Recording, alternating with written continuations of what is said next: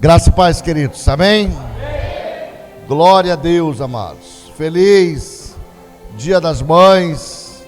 Desde já nós desejamos um feliz dia para todas as mamães. Sabemos das dificuldades, das lutas que todas vocês têm, queridas.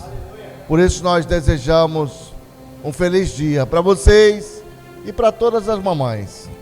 Amém? Queridos, hoje nós ainda continuaremos na companhia do evangelista São Marcos. Nós hoje vamos ao capítulo 4, navegar com o Senhor nesse barquinho aí, aprender mais e mais com esse evangelista que nos traz, através das suas lentes, lições maravilhosas. São Marcos foi um dos evangelistas muito aguerrido e vivenciou os passos do Senhor aqui na terra. Enquanto esteve conosco aqui, Marcos foi na companhia de Jesus ali, lado a lado, queridos. Por isso esse evangelho é tão importante e nos traz lições maravilhosas, queridos, ok?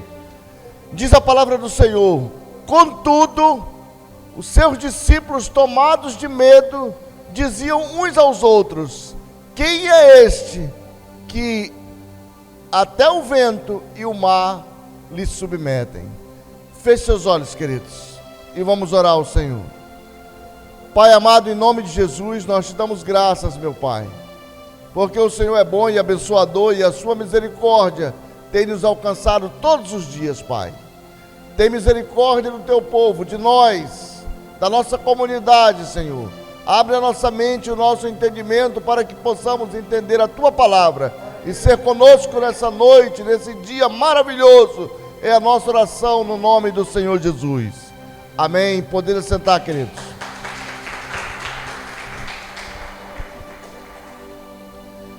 Então, Jesus, ele inicia esse capítulo 4 de São Marcos.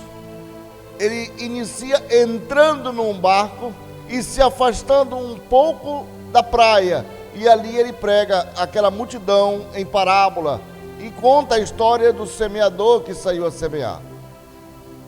41 versículos para frente, ele encerra a sua pregação, desloca o barco da praia e ele convida os seus discípulos para partirem para o outro lado. E a Bíblia vai dizer que o Senhor, enquanto atravessava naquele barquinho ali, houve uma grande tempestade, queridos. E o Senhor Jesus ia dormindo na popa. Eu sempre confundo a proa com a popa, mas era na popa, ele ia lá na frente. Porque normalmente é o barco lá atrás, ele balança menos, né? Ele ia lá na frente, lá dormindo, um sono profundo, queridos. As ondas eram grandes e a Bíblia diz que estavam tomando de conta do barco. E os discípulos foram lá com ele e disse: mestre, o senhor não se importa se nós morrermos todos aqui? Então ele se levanta e repreende o mar e repreende aquela tempestade, queridos. Repreende o vento. Então a Bíblia diz que os discípulos ficaram ali passados de medo e diziam uns aos outros: quem é esse que até o vento e o mar eles lhe obedecem? Hoje nós vamos falar um pouquinho sobre essa grande tempestade que Jesus passou com os discípulos ali naquele barco, queridos. Quando o vento começou a balançar aquele pequeno barco, a Bíblia diz que outros barcos, eles também seguiam aquela comitiva ali do Senhor Jesus. Mas o vento ali, queridos, ele vai balançar aquele barco. E a Bíblia diz que Jesus, ele dormia um sono reparador, um sono profundo, a ponto dos discípulos ali acordarem Jesus. Jesus vai repreender os discípulos. Vai dizer para eles: vocês são covardes, porque vocês ainda não aprenderam nada. Até quando vocês precisarão de uma orientação acerca de um acontecimento como esse? Vocês possuem pouca fé. Até quando vocês clamarão por socorro, enquanto vocês mesmos poderiam repreender essa tempestade?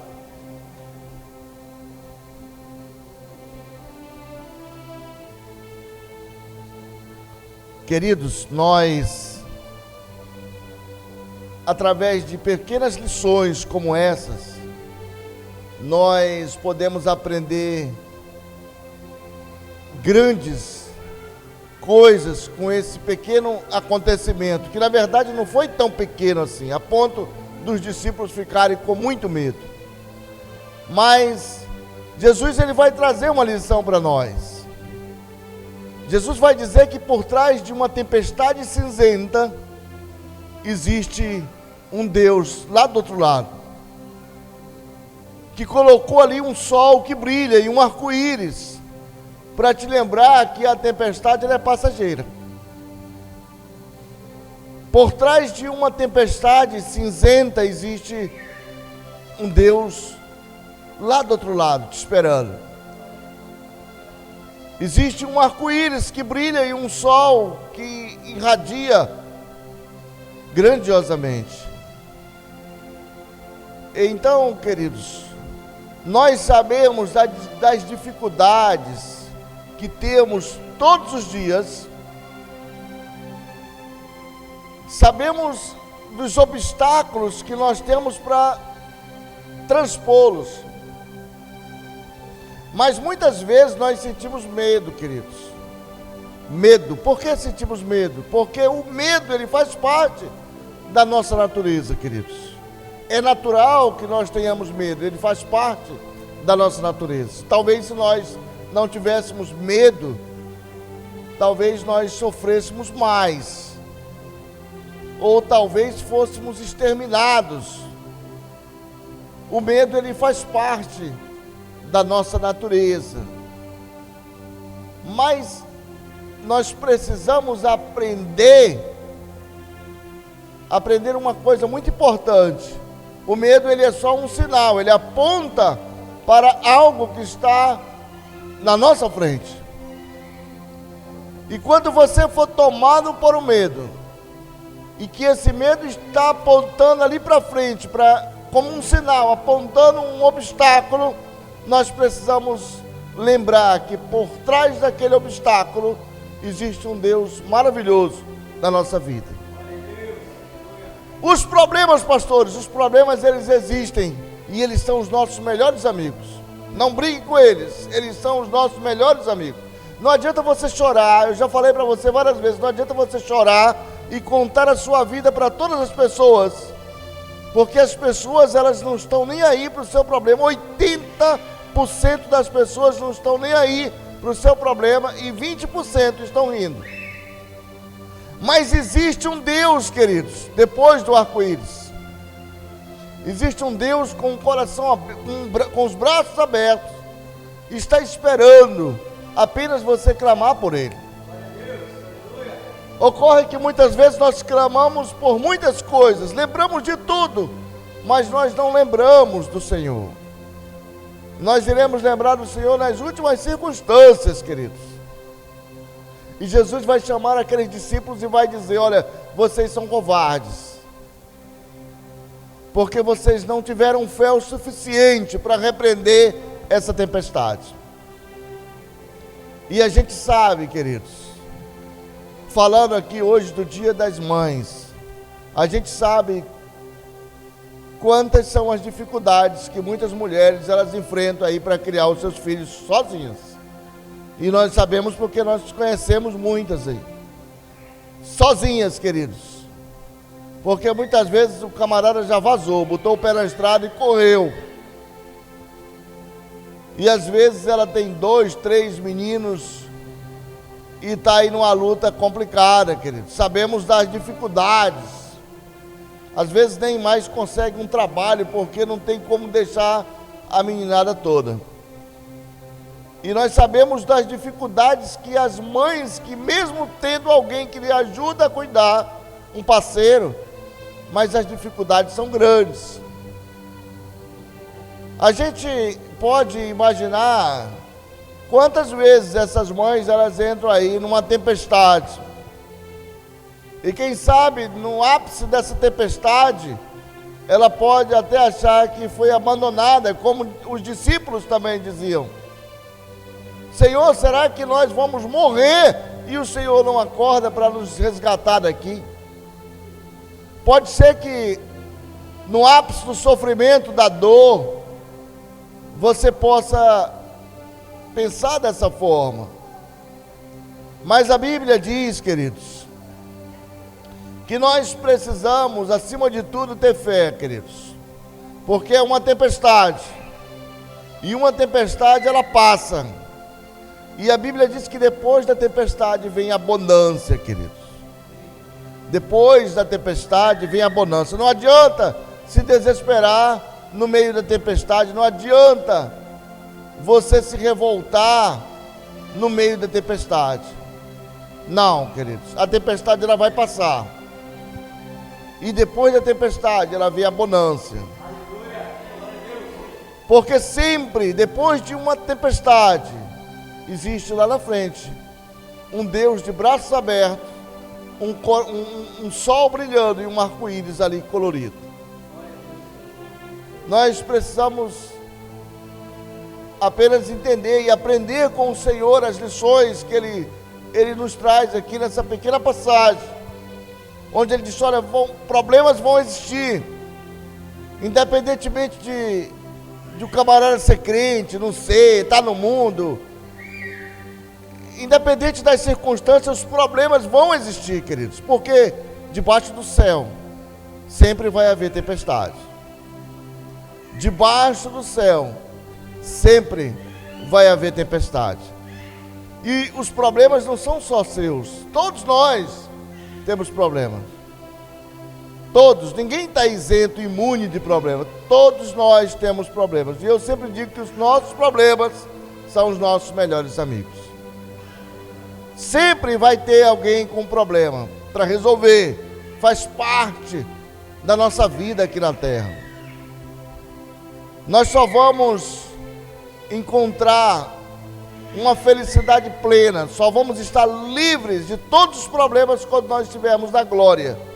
Mas enquanto nós estivermos aqui na terra, queridos, nós vamos ter problemas.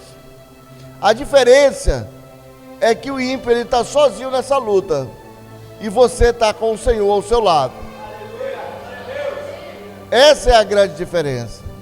E quando vier essa tempestade, você lembre-se que por trás dessa tempestade tem um Deus que está te esperando ali de braços abertos. Você não está só nessa luta. Não está só nessa luta. É necessário que nós lembremos dessa situação. A Bíblia diz que havia uma jovem de aproximadamente 15 anos, 16 anos, e ela tinha um grande problema para resolver, queridos. Um grande problema. E ela estava aflita por conta desse problema. Quem sabe ela estava ansiosa. Quem sabe ela estava ali angustiada. Porque ela sabia da cobrança que a sociedade iria lhe fazer à época. Então ela estava perplexa. E um dia ela, no recanto do quarto dela, ela observa que existe um anjo no quarto dela. E o anjo diz para ela, diz: Maria, tu foi muito feliz, Maria, porque o Senhor te escolheu, e tu vais daqui a 9 meses ter um filho, Maria, e tu vai dar o nome dele de Jesus, e ele vai reger esse mundo, Maria. Ele vai reger sobre as nações eternamente. Então ela teve um impacto, ela ficou ali meio que estatalada. Ela disse: mas como? Como isso é possível, meu Senhor? Eu não conheço homem nenhum. Olha o problema que a Maria tinha na mão. Uma jovem de 15 anos mais ou menos, estava com esse problemão na frente. Ela sabia da responsabilidade e sabia da cobrança que a sociedade iria lhe colocar nas suas costas. Uma jovem desposada com um problemão desse para resolver. Um filho que iria nascer dentro de alguns meses, e lá fora uma sociedade ali que estava querendo arrancar o couro de Maria. Então o anjo disse: Maria, te prepara, porque daqui a 9 meses você vai ter um bebê, Maria, e ele vai reger sobre toda a humanidade. Maria, ela pergunta o nome do anjo. Ele diz: eu sou Gabriel, Maria. Ela diz: como vai acontecer isso, meu senhor, para que eu me prepare? E o anjo, ele vai dizer para Maria: descerá sobre ti o Espírito Santo, e o poder do Altíssimo te envolverá. Existe um hino maravilhoso que a gente canta na igreja: descerá sobre ti o Espírito Santo, e o poder do Altíssimo te envolverá. Tua alma viverá, teu espírito renovará, e no teu corpo tudo novo se fará. Então Maria, ela olha para o anjo e diz: bendito seja o Senhor, porque contemplou na humildade da sua serva. Cumpra-se em mim os desejos do coração do Senhor na minha vida. Isso é maravilhoso, queridos. Quantos de nós podemos abrir as nossas bocas e dizer: cumpra-se em nós os desejos do coração do Senhor na minha vida? Isso é maravilhoso, queridos. Jesus cresceu, a Bíblia diz que ele cresceu, foi rejeitado pela sua própria família, seus irmãos o rejeitaram, mas ele sempre esteve ali com um propósito fixo de nos ensinar que diante dessas circunstâncias não vale a pena você questionar nada, não vale a pena você entrar num conflito com o seu próximo, porque a briga, queridos, a nossa briga, ela não é contra a carne, não é contra sangue, mas contra principados, contra hortes celestiais. Foi isso que Jesus quis dizer para Pedro ali. Se Pedro, você não tem fé, Pedro, você precisa ter fé, porque o milagre, queridos, do nascimento, o milagre da transformação na vida de um ser humano, ele vai muito mais além do que nós podemos imaginar. O milagre do nascimento de uma vida, seja física, biológica ou espiritual, vai muito mais além do que nós possamos imaginar, queridos. Jesus vai repreender aquela tempestade. E aqui eu digo para vocês que quantos de nós também atravessamos essa tempestade, mas nós podemos rompê-la, atravessá-la. Nós podemos rompê-la. Quantas mães hoje, elas vivem o dilema do sofrimento, do desprezo, solitária, às vezes atrás de alguma coisa para levar para sua casa, porque ali a esperança está muito pequena, querido. Quantos filhos, queridos, faz muito tempo que eles não têm sequer a consideração de revisitar sua mãe, de dar um abraço. Muitas vezes o camarada está até na igreja, mas ele ignora a mãe dele, porque às vezes nem é da igreja, e cria essa antipatia terrível no coração da mãe dele, da família. Porque eu já disse para vocês várias vezes, o Senhor não busca religiosos, queridos. Os religiosos crucificaram Jesus. O Senhor busca adoradores. Adoradores. Não, pastor, mas a mamãe, ela não é crente. E daí, querido? Jesus não perguntou isso daquele jovem quando ele disse: honra o teu pai e a tua mãe, para que os teus dias se prolonguem sobre a terra. Quantos de nós, queridos, às vezes o camarada é crente faz tempo e ele não vai sequer na casa da mãe dele. Isso é homem, é mulher, não vai. E ele inventa uma desculpa, e ele carrega uma desculpa para que ele não faça isso. Isso não é legal, queridos. Isso entristece o coração do Senhor. Conta-se que um senhor, um filho amado, ele passou numa floricultura para levar uma rosa para a mãe dele. A mãe dele tinha mal de Alzheimer e ela não reconhecia mais as pessoas, ela não sabia mais do que acontecia em volta dela. E aquele cara da floricultura conhecia ele, então ele passa lá e a floricultura estava cheia de pessoas ali também comprando. E ele ali meio desesperado, porque a mãe dele estava no hospital e ele precisava pegar a rosa, porque o hospital tinha um horário.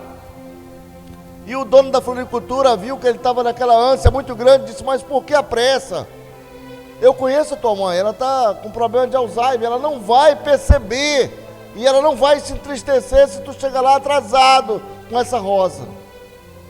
Então ele disse: verdade, ela não vai perceber e nem vai se entristecer, mas eu percebo e eu me entristeço.